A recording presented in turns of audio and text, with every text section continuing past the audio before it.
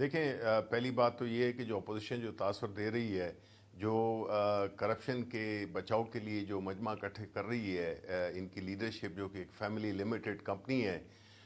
ہم بینگ ایک جمہوری حکومت اور جمہوری پارٹی ہونے کی حیثیت سے ہم نے، ہماری جو صوبائی حکومت نے، انہوں نے ان کو اجازت دے دی ہے، اور میں ان کو چیلنج کرتا ہوں، کہ وہ اس جناح اسٹیڈیم کو بھریں،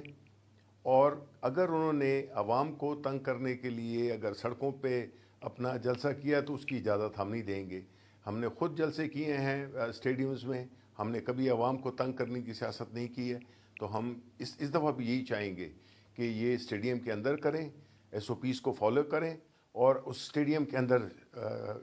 جلسہ کریں۔ لیکن میں ساتھ میں یہ بھی ان کو چیلنج کرتا ہوں کہ وہ اس اسٹیڈیم کو بھر کے دکھائیں۔ شبیر فراز صاحب، یہ بتائیے گا کہ یہ ساری موومنٹ آخر ہو کس لیے رہی ہے؟ ایجنڈا کیا ہے؟ آپ کو کیا لگتا ہے یہ سر؟ ایجنڈا تو جی بڑا سمپل ہے کہ اپنی کرپشن کا جو مال بنا ہے اس کو بچانے کے لیے یہ عوام کو جو ہے تو وہ جھونک رہے ہیں ایک ایسے ماحول میں جس سے کہ ان کو کچھ نہیں ملنا، اور انہوں نے یہ ناکام کوشش کر رہے ہیں حکومت پہ پریشر ڈالنے کی، جو کہ ہم نے ہونا نہیں ہے۔